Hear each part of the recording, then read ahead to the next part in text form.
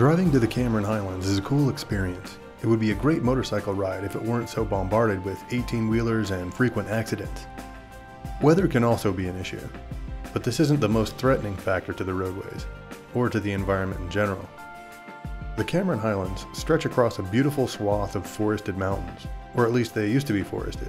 With all the agro-tourism here, things have started getting a little crowded. Businesses, restaurants, and hotel chains have started cropping up in this area in the last few decades at an alarming rate.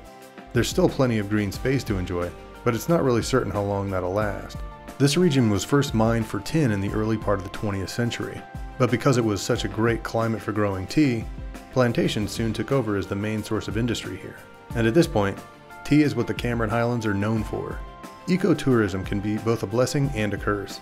Add in the Malaysian mentality for commerce, and the scales generally tip toward the latter. Strawberries, tea, and a lot of micro farms in the Cameron Highlands are responsible for supplying a lot of the wealth to the residents here. So it's only natural that landowners, real estate brokers, and large farm conglomerates have latched firmly onto that market, and the environment has suffered greatly because of it. The real estate is cheap here, which means that beautiful horizons, sweeping vistas, and natural mountainscapes have taken a back seat to the economic push in this region to become a world contender in fresh tea and vegetable exports. So here we are in the Cameron Highlands. We're about to go on a trek tour. What are we going to see? Mossy forest. The Mossy forest? Yeah. Now we drive here to another 30 minutes. Yeah. We go to the tea plantation. Okay, we take some nice pictures. Yeah. After the tea plantation, we go to the tea factory. Okay. We can do the factory tour, buy some tea, enjoy a cup of tea. All right. After the factory, we drive another 30 minutes to the highest mountain. After the Mossy forest, we go to the butterfly farm and strawberry farm. Okay. That's your package today. Okay? Okay. Sounds fun. From most places in the area, driving up to the Mossy Forest will take you through both the town and the mountain passes. And tour drivers are notorious for being bad drivers, so just rely on the fact that you're in a big heavy truck and you should be okay. Can you see the highest mountain over there? There's some mist over there, white color over there, the mountain. Yeah. That's the highest mountain. The latter way to the mountain is over there. Yeah. What's the name again? It's a mountain Brinchang. Brinchang. Brinchang. So that one. The highest one. Over there. Okay. Okay.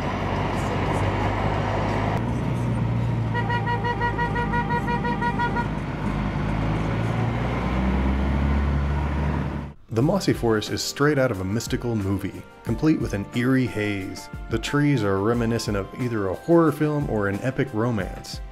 But in either case, it's a pretty magical little mini rainforest near the summit of Brinchang Mountain. It's perfect for photography, but unless you're shooting with professional gear, be sure to bring a steady tripod because it can get a bit windy.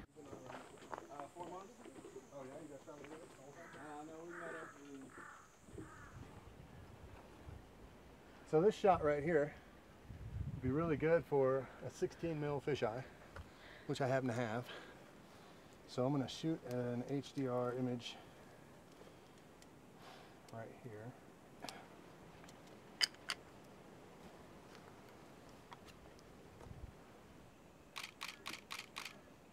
The Mossy Forest is also interesting because it straddles the Continental Divide. This spot is one of the highest points in peninsular Malaysia, and it's that height that provides the temperature, moisture, and climatic conditions that allow it to grow so mysteriously as it does.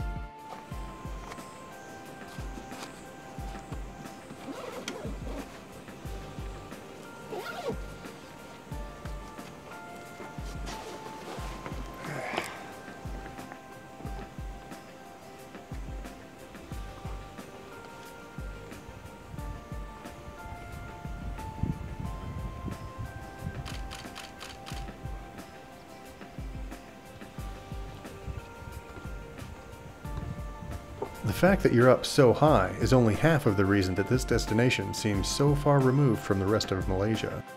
The other half is that you've left the army of domestic Chinese tourists in their package bus tours far below. The roads leading here are far too treacherous for the big coaches, and spending extra money just to see a bunch of fuzzy trees clearly doesn't appeal to the weekend warriors that come here to escape the heat in Kuala Lumpur. The vista alone is worth the trip, however. It does take an hour out of your day, but if you've come all this way, don't leave without seeing this spot. It doesn't necessarily offer unmatched beauty, and it doesn't get the blood pumping either, but it's an experience that you know will be rare simply because of the conditions here.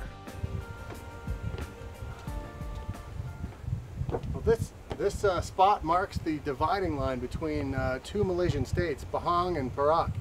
And I think right now we're on Perak. If I were to step over on that side, it would be Pahang. And it's very nice up here. It's very cool, fresh air, the freshest I've smelled in Malaysia since I've been here. And it's just overgrown with all this cryptic moss and these stoic trees that are gnarled and kind of knotted everywhere. It's really cool. And there's something growing on everything else, from moss to ferns to little orchids and everything that kind of finds its own little roots somewhere. It's really quite peaceful and amazing. It's like it's straight out of The Hobbit.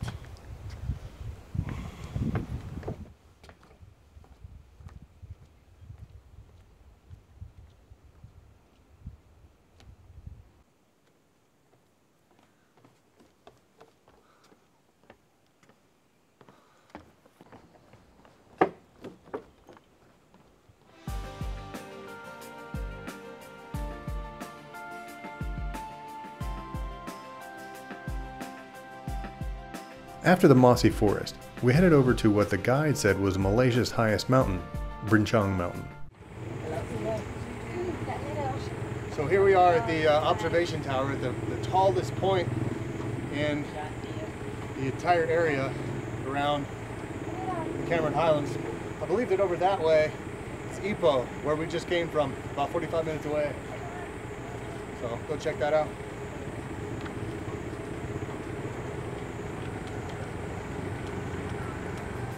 They like to say that this is the tallest mountain because it makes the tour seem more valuable. But if you ask them to go deeper, they'll tell you it's the highest mountain in the Cameron Highlands. But even that's still only half true. Brinchang Mountain is the highest mountain that's paved. And so they get around the truth by saying that it's the highest mountain that they can drive you to. But whatever. It's got a lookout tower, and you don't have to spend 8 hours getting there. Oh, and standing at 2,000 meters, Brinchang Mountain is actually the second highest mountain in the region, next to nearby Cyle Mountain. It's pretty awesome. I don't know what I expected of the Cameron Highlands, but it definitely wasn't this. If you're driving in from Ipoh, you'll pass through what appear to be sort of developed areas, kind of like small towns. Never more than 6 or 8 city blocks, at a time. Well, you'll drive through 3 or 4 of those until you finally get to what is the dedicated central point of the Cameron Highlands. And there's, it's chock full of hotels, restaurants. And it's actually quite modern. What I was expecting, definitely like a sleepy little town with, every hotel overlooks the tea plantations, but that's definitely not the case. Once we picked up a few other travelers, it was off to the tea plantations. I'd been looking forward to this part of the trip for quite some time. The first of half a dozen visits to Malaysia found me in Penang, where I first heard about the tea fields. Soon after that, I remember reading an article that caught my attention about the area, and from then on, I've tried unsuccessfully to get here many other times. Taxis and private tours will deliver you to the various tea plantations in the area. But many of the area hikes lead here anyway, often from a nearby hostel or a town landmark. If I wasn't in a rush and carrying all my gear, I'd recommend the latter, as the rest of Malaysia doesn't necessarily have temperatures as forgiving as the Central Mountain Range.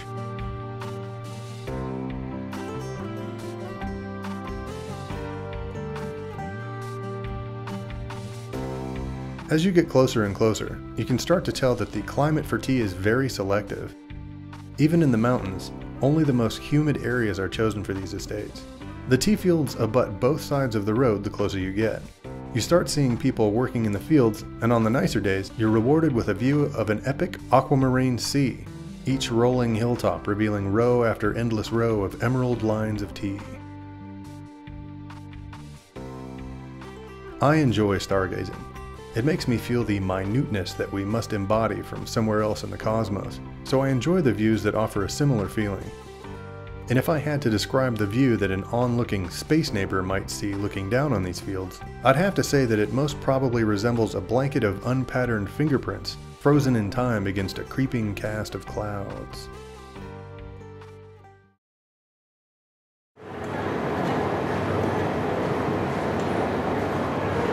The tour of the tea factory is definitely worth a visit. From the moment you're inside the factory, the smell is amazing. It feels a lot like being in a giant tea bag, and when you leave, it's like you've just spent 10 minutes breathing in the mintiest, most fragrant air on earth. I'd imagine there are much smellier places to work. On the tour, there's a single line that moves at its own pace, and visitors are welcome to stand and watch the action for as long as they want. It's cool to see how it all happens. They collect the tea in baskets outside, then it's brought here on big trucks and unloaded from the dock in the back of the building. Once inside, it goes through a series of cutting, grinding, sifting, separating, drying, and finally, bagging. It's then shipped out to its respective buyer, where some of it will likely be packaged individually. Most of it, however, is packaged right here and sold wholesale.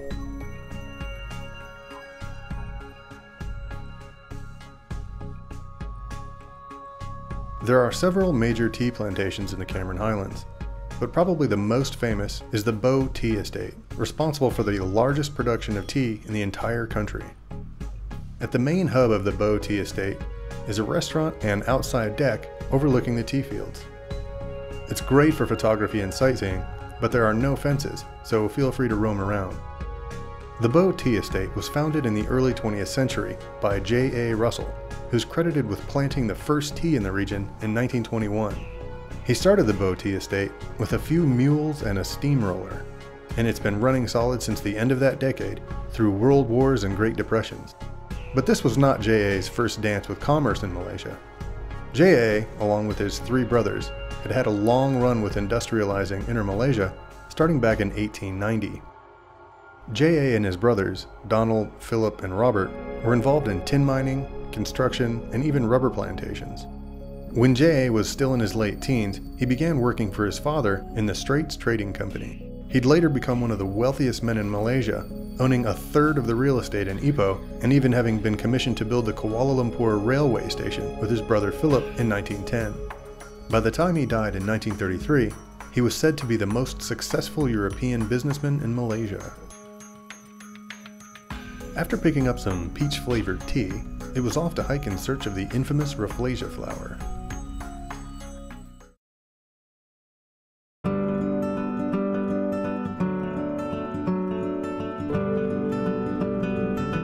Hi. Catching up? Equipped with our new impromptu leaders Jacob and Petra, we made our way into the jungle with the help of a native tribesman. Known as Orang Asli, these guys were the first Malaysian crocodile Dundees. He gave us his westernized name of Anthony, but I bet his real name was much more interesting. He snatched up ferns along the way and made us little green crowns to wear, probably so that we could feel like kings of the jungle, or more probably, just idiots with ferns on our heads. He pointed out the wild pineapple plants that grew here, non-edible of course, and we walked by some ancient-looking bamboo along the way as well. There were so many cool things in these woods that it made the long, sweaty trek much more interesting. Well, until the leeches. Oh yeah? Suck the blood and then the fall down. Huh? Suck the blood and then fall down automatically. Stomach full, automatically fall down. Oh yeah? Yeah. So I thought I had a leech here, but he went and got underneath my sock. You didn't saw him? Oh yeah, and you don't feel them either. Leeches are kind of the perfect predator. They numb the surface of your skin, and then when they bite, they create an anticoagulant, which keeps your blood from, you know, It doesn't get hard. well, yeah, it doesn't. What's the word? Dirty blood only they can suck. It keeps it flowing. Yeah. Yeah. Where is it from? Okay, normally with bamboo we can make some souvenirs, some houses only, you know, okay? With bamboo we can drink some water. The bamboo circling in the ground and then filtering into each container. You can see each container have a water. There's a fresh water, more better than mineral water. You can try it. How is the taste? Fibrous. Like a bamboo beer. It's good. I don't know if the light can see down in there. Wow. Cool. And now you know how to survive in the wild.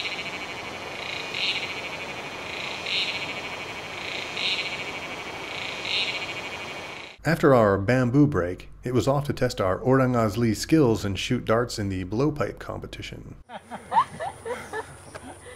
Okay, now you can, one by one you can try and then go to the village. Okay? Yeah. Can you try?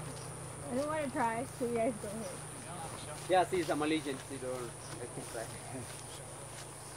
And then, you like to kill your boyfriend, girlfriend, neighbor, enemy, cat and dog, you can use a mini blowpipe. There's a selling for the 7 year, some dirt, some cotton, empty poison. You can make your own poison. The 25 ringgit. You like to buy, you can bought it here. I would have missed. In the wilderness, where the Asli inhabit mostly mountainous lands, these blowpipes are a mainstay of their survival. They are used to hunt everything from frogs and squirrels to birds and monkeys. They place a poison at the tip of the dart, which is rendered from the sap of the ipo tree.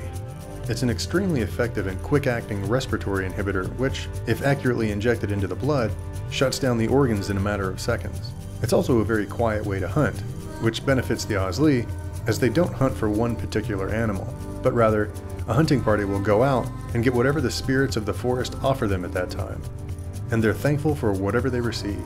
This is an interesting philosophy, being so thankful for so little when they're as poor as they are by Western standards of thinking. It's not uncommon, even today, to see native Asli walking along the side of the road with their long blowpipes over one shoulder and their kill slung over the other. If you stop to talk to them, they'll probably try and sell you a pipe that they have. They take pride in making these weapons, and they make them completely from bamboo, from the darts themselves to the pipe, but the pipe is normally in two sections. An inner pipe holds the darts, while the outer pipe keeps it straight and protects it from breaking. They take a couple of weeks to make, and are very colorfully decorated. They also come with their own bamboo dart compartment. As is the case in most nations with indigenous natives, the Orang Asli have had much of their lives disturbed by the newly assigned governments. The Malaysian government is no different. They offered these people homes and modest benefits, however, they've taken their land, resources, and many of the civil liberties enjoyed by Malaysian citizens. And the locations and housing are not necessarily the best replacement from having had complete freedom in the past. To continue their lifestyle, they must move to parts of the country that have no development interests, and with the aggressive Malay government promising a fully developed nation by the year 2020, these places are getting harder and harder to find. We're passing by this banana leaf here, and I noticed that they have little holes, and the grubs will come in, and caterpillars and things will eat, and it forms a strange pattern. Well, the reason that it does that, it's not that they just like eating in a straight line. It's because at night the leaf is rolled in, and they'll just eat straight through. So when it unrolls during the day, and to pick up all the light and everything, it forms like this little pattern. Pretty cool, huh? Same thing up here.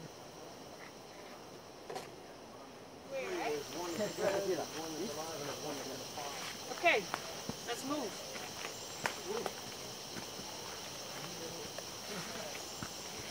Wait, somebody's up. Oh, More people. oh, Totally 21. okay. We have date.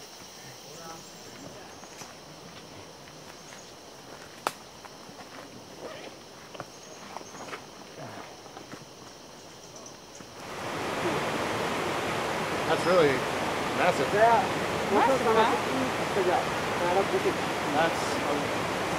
2.5 feet?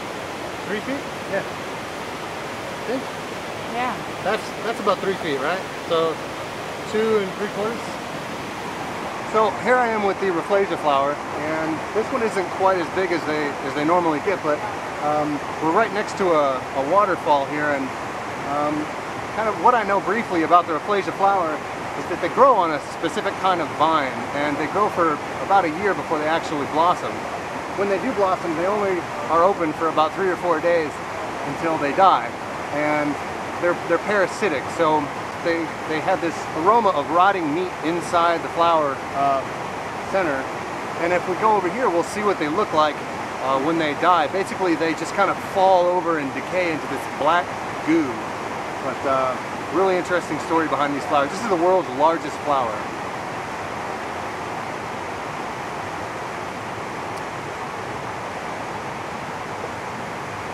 So this is the vine that they grow on here.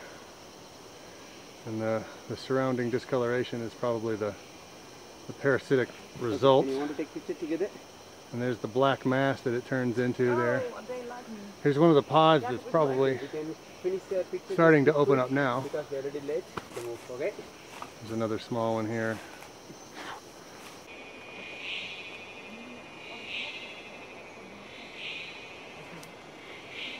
All right, so here we are. There's a couple of pods here, and I wanted to put my hand in the frame just to get the size, the reference of the size here. They're crazy. There's 1, 2, 3, 4. There's a small one here, a couple small ones there. There's another one here, and just underneath the tree. But the size of these flowers is really awesome. This one is a little bit larger than the first one we went to, and the opening is larger than my hand here. It's really amazing. You're not really supposed to touch them, but the group that was here before us kind of broke off one of the petals, and so we were able to touch that. The feel of them is a lot like a very kind of like a soft orange peel. Like you can definitely break it, but it has the texture of like I don't know, like just maybe a banana peel or something like that. So anyway, I'm gonna try and get the full range of the smell here.